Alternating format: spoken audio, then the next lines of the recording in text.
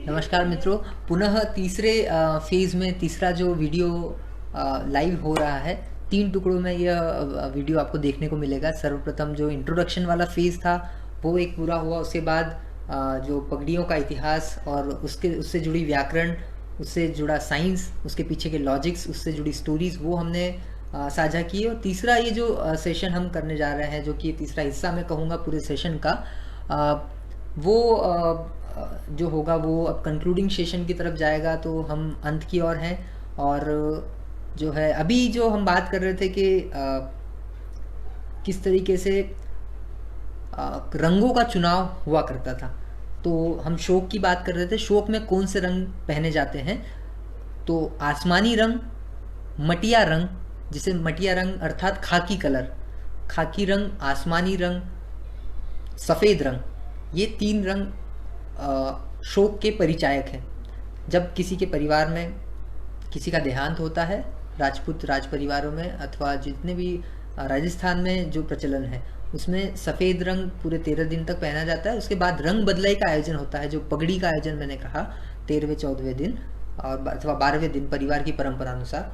और उसमें रंग बदलाई के दौरान फिर नए रंग के साफे अथवा पिंक, जो जो हमारा रानी कलर है, गुलाबी रंग का साफा, वो सभी लोगों द्वारा पहना जाता है। और जो भी परिवार का प्रतिनिधि अथवा मुखिया नियुक्त होता है, उसे पगड़ी पहनाई जाती है। इसे दस्तारबंदी भी कहते हैं। जो हमारे मुस्लिम भाई हैं, उनके द्वारा इमामा नाम का जो है सिर पर वस्त्र बांधा जाता है। उसका बांधने का थोड़ा सा तरीका अलग है, वो पगड़ी के आकार का ही होता है, लेकिन हाजी अथवा मौलाना साहब वो पहनते हैं। वो सफ़ेद कपड़े से मुख्यतः बना होता है कभी कभी। और इसी के साथ जो रतलाम को लेकर जो आपका सवाल था दिग्विजय सिंह जी, वो उसके बारे में थोड़ी सी मैंने चर्चा करी थी। वो वैसे वहाँ पर साफा ही पहना जाता था, लेकिन रतलाम की जो पगड़ी है राज परिवार की, उसका एक विशिष्ट पेच हुआ करता था। और वो पाग की श्रृंखला में आती है, जिसमें काफ़ी लंबा कपड़ा होता है। और लंबे कपड़े को बांध कर पहले तो सामान्य रूप से बांधा जाता है, और फिर आलेटी दे देकर इस प्रकार से उसे रस्सी नुमा बनाकर उसका जो है आकार और उसका स्वरूप फाइनल दिया जाता था। और उसके ऊपर फिर काफ़ी सारे जूल्स जो है, शिरपेंच और जो जिसे हम कहेंगे चांद, पछेवड़ी और मोतियों की लड़, इस प्रकार से उसे सजाकर राज परिवार के सदस्य अथवा मुखिया पहना करते थे। आगे बढ़ते हुए आज के जो परिवेश में पाग पगड़ियों का क्या महत्व है, उसके बारे में थोड़ी सी चर्चा इस प्रकार से करना चाहूँगा कि फैशन के इस दौर में जब संस्कृति को मानने वाले लोग काफ़ी कम बचे हैं, काफ़ी ज़्यादा भी हैं। वो श्रृंखला जब एक दूसरे को हम जानते हैं, तो कहीं ना कहीं संस्कृति का एक पुट सभी के अंदर होता है। सभी को रुचि भी होती है, लेकिन कहीं ना कहीं वो बाहर नहीं आ पाता है। तो युवाओं से मेरा हमेशा आह्वान रहता है कि अपनी संस्कृति को जानें। और साफा, पाग, पगड़ी अथवा शिरोवस्त्र आपकी संस्कृति का एक अभिन्न हिस्सा है। इसे आपको बांधते आना चाहिए। और इसमें मैं विश्वास करता हूँ, और मैं ज़्यादा से ज़्यादा युवाओं को प्रेरित करता हूँ कि वो इस कला को सीखे, क्योंकि जो बांधने वाले हैं वो काफ़ी कम लोग बचे हुए हैं।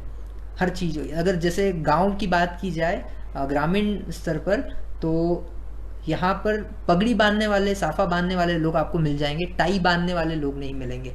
और शहरों की अगर मैं बात करूँ, तो शहरों में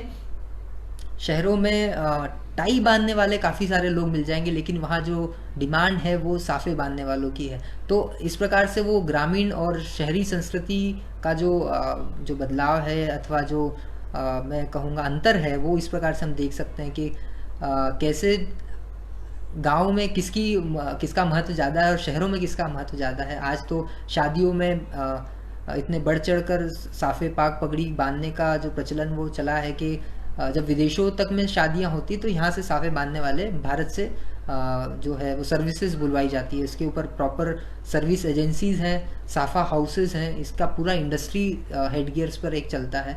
वेस्टर्न कल्चर में हैट्स और हेलमेट्स इस प्रकार से आपको देख सकते हैं, वो वेस्टर्न कल्चर का जो हिस्सा है। जब हमारे यहाँ पगड़ी अथवा सिर पर साफा बांधने की परंपराएं थी पहले, जब मैं बात करूँ, जब हेड्स का आविष्कार भी नहीं हुआ था, तब हम भारत में सिरों पर वस्त्र बांधा करते थे। महिलाओं की बात करें, महिलाओं में जो है सिर ढकने की परंपरा, जैसे साड़ी पहनते हैं अथवा पोशाक पहनते हैं, तो अपने आप सिर ढक जाता है, अथवा सिर ढका जाता है। लेकिन पुरुषों में जब इस प्रकार का कोई परिधान नहीं है जो कि जिससे सिर ढका जा सके, इसलिए पुरुषों में ही यह परंपरा बची सिर पर साफा अथवा पगड़ी धारण करने की। महिलाओं में यह परंपरा जो है विलुप्त हो चुकी थी, जब तक कि ये फैशन नहीं आया शादियों में इस प्रकार से साफा पहनने का।